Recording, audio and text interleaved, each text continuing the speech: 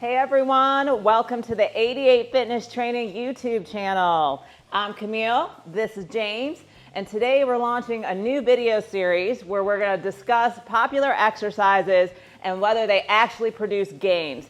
So today we're going to talk all about the waiter curl. So if you're trying to figure out how to do it, what the benefits are, what the drawbacks are, and is it actually worth it, then stay tuned, check it out.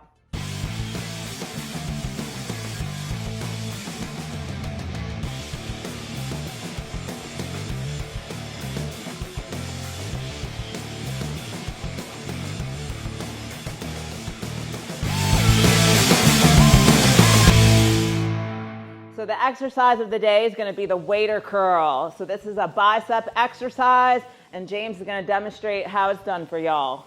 All right, show us how you serve up those gains.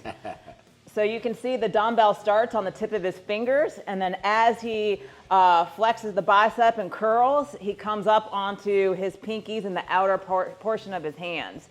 And now the waiter curl is a great exercise for the biceps. It's going to target that specifically. So he's getting a lot of bicep brachii, especially the long head of the biceps, y'all. And then, of course, a lot of the forearm flexors as well. What do you think? Yeah, anytime you have a narrow grip on a barbell or a dumbbell, this is obviously a narrow grip, you're going to hit your peaks. Focus more on the peak of the bicep than on any other part. Yeah, and so James says it a lot in his videos. The biceps really have two functions, right? They are to obviously flex your arms and curl, as well as to supinate. And so you can kind of see right away as you do them again for me. You can see that, yes, he's flexing at the elbow to squeeze and contract that bicep. And then as he curls, he's also supinating because he rolls from his fingers up onto the outer portion of his hands. Yeah. So automatically hitting those two functions of the biceps.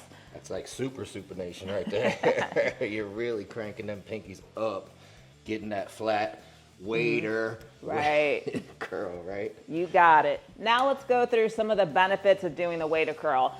Obviously, like I said, it's a great bicep isolation exercise that does target the long head of the bicep. So if you're looking for those bicep peaks, this is a pretty effective exercise for targeting that area. 100%. If you're looking for peaks, I don't think you can beat this exercise, to be honest with you. It's the one that targets the peaks. It's the one designed for your bicep peaks. Yeah, a lot of people also find that it has a lot less forearm stress than doing, say, like a barbell curl or other type of curl as well. Good point. If you got stress from the barbell, this is going to be less stress on your wrist. Great point. Yeah, absolutely. And another thing, I think there's a lot better mind-muscle connection. If you look at other fitness influencers, Athlete X and the like, they mention this as well, because you do have to lighten it up because of how you're curling that weight, which means you have to focus on lifting and using good form and doing it very clean. Indeed, you're not going to go heavy on this one, and you don't need to. You can hit those peaks with a lighter weight. Of course, go as heavy as you can, but you're going to go lighter than your barbell curl. You better believe For sure. that. Another thing we talked about is the fact that it kind of hit the two functions of the biceps, to flex at the elbow and to supinate. But in addition to that, you know, your bicep has two insertion points at the elbow and then at the shoulder. So as you're doing the waiter curl, you're actually able to swoop up a little bit and move at the shoulder joint, ensuring a better contraction. So go ahead and show them one more time, James. So instead of just curling at the elbow, he can move his shoulder joint just slightly. And so this actually reminds me a little bit of the Mike Mentzer pull down, where your arms are in a different position, allowing you to hit that bicep peak really hard. So those are the benefits, y'all. Let's go through some of the drawbacks now. Next, we're going to talk about some of the drawbacks with the waiter curl. So one of the concerns that a lot of people have is the fact of needing to progressive overload and how much weight can you really do with a waiter curl. So what do you think about that kind of drawback or statement or concern? So we already said you're going to have to lighten the weight. So you're going to have to lighten the weight, but the whole point is you're hitting your bicep peaks here. We're not really working on mass, overall mass for the bicep. There's a lot better exercises for that. However, if you were talking about peak, lighten the weight, focus, squeeze on the peak of the bicep, you won't beat a waiter curl. Yeah, I mean, I think sometimes when people think progressive overload, they only think of adding more weight, but there's other ways to progressive overload by creating a lot of mechanical tension. Hopefully you guys have been watching our live videos because we had an entire hour-long session about how to create mechanical tension. And so with the waiter curl specifically, you are definitely feeling that tension in your bicep peak as you come up. So I would say the argument of you can't progressive overload is just completely false. I think there's other ways to kind of progressive overload, and you can do that with this exercise. 100%. I mean, you could even slow it down to progressively overload. You don't have to add a weight or rep, just slow your rep tempo down. Right. Slow it down, isometric hold at the top, slow eccentrics, tons of different ways to make this more challenging for you. Another maybe drawback or concern that people have is sometimes it causes wrist pain. And I can see that. So, but I also think that's similar to other exercises. If you're doing heavy barbell curls, you know, you're probably going to feel that in your wrist at some point. So if this hurts your wrist, the barbell curl is going to hurt your wrist as well.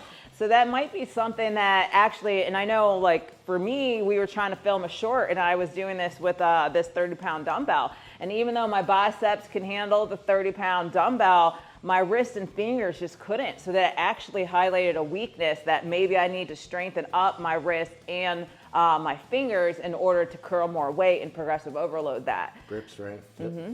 So those are kind of some of the drawbacks that I see with it. And again, I don't really think that those are actually drawbacks. I think you can overcome that. And if you really are getting wrist pain from doing the waiter curl, just pick a different exercise. It might not be the one for you. Yeah, good tip. Let's compare it now to some of our favorite bicep exercises.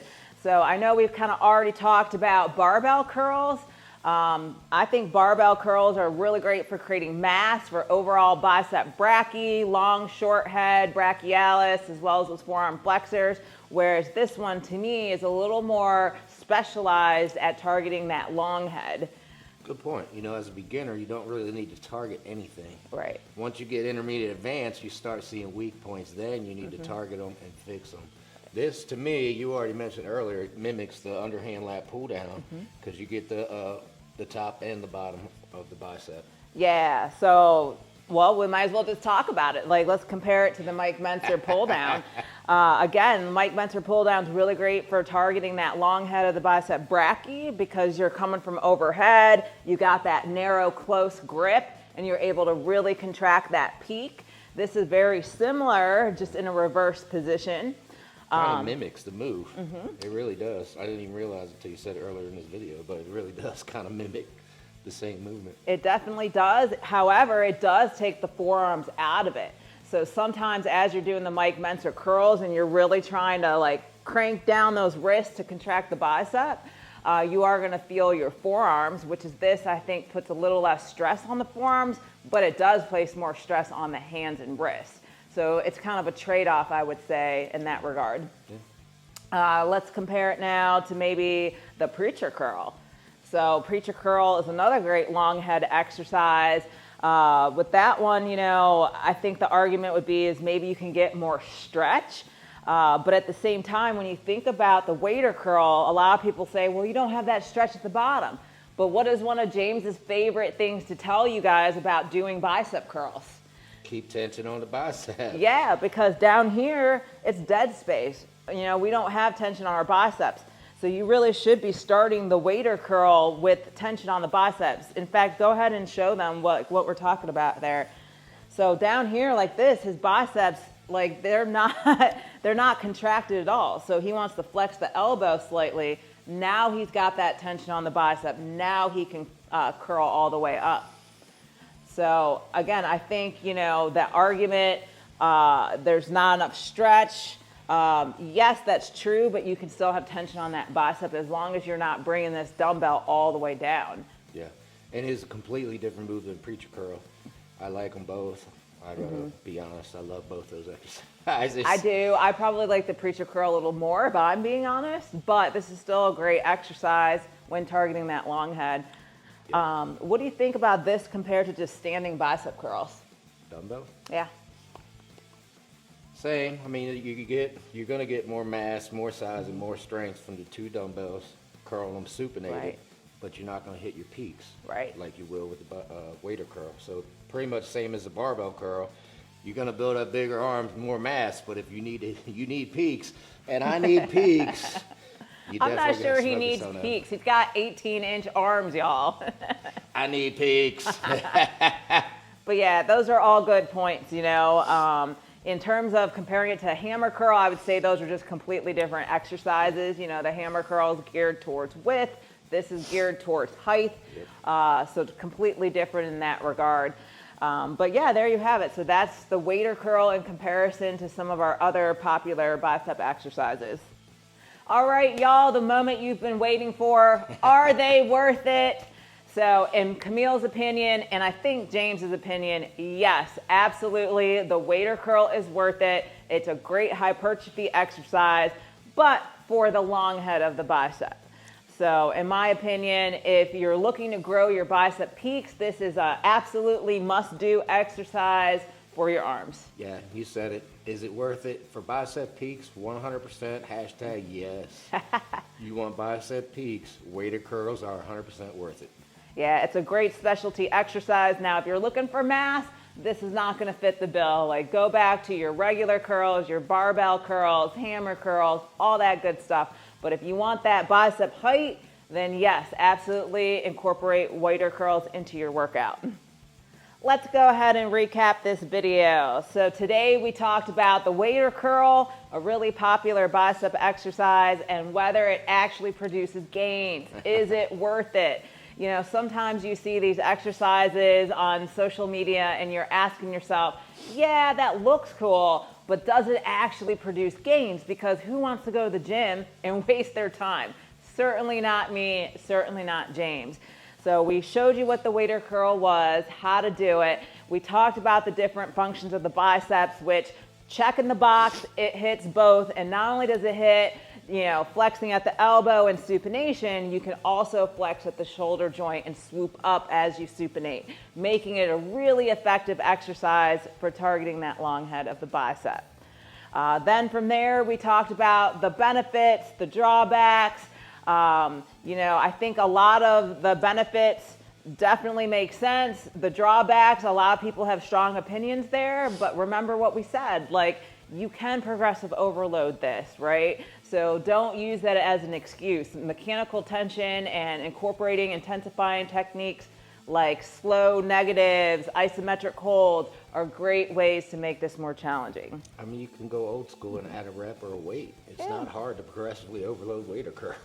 Absolutely. You could add a rep or a weight just like any other exercise. Just make sure you do them clean, y'all. Like if you start ego lifting, which is what you see a lot of times, then you're definitely not gonna get the gains from this exercise. So I think that is first and foremost really important with this particular exercise. 100%, perfect rep, right? Mm-hmm. Come up, squeeze, hold that contraction, bring it down slow, keep tension on the bicep. Right. Do it correctly, or like Camille said, it's not gonna work.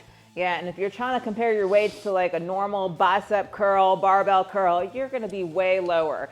I mean, remember what I said, hey, you know, we were filming a short, I was trying to do this, and I just wasn't getting the contraction in my biceps because my fingers were starting to hurt and I was doing it wrong. So make sure you're actually using the right weight, using good form, and getting that tension in the bicep where it belongs. We talked about some of the drawbacks. Maybe, you know, if you have wrist pain, this isn't for you. But if you don't, great. Like, definitely incorporate this into your fitness regimen. So all in all, we gave it an A+ exercise when targeting the bicep peaks. So hopefully you enjoyed this video. If there's other exercises that you're really curious about, whether they're worth it or not, drop us a comment and we'll actually film it and talk about it for you. So hopefully you enjoy this video series. I know me and James are gonna have a lot of fun filming this for you guys. It's gonna be a good one. Yeah, and don't forget to check out our bicep playlist. We have a lot of videos in there for you. You can search by different topics for the biceps to get exactly what you need. And there's always the opportunity to catch me and James live every Sunday at 12 Eastern. It's your opportunity to ask any questions you have, fitness or diet related, and get answers in real time. All right, y'all, Camille and James, 88 Fitness Training.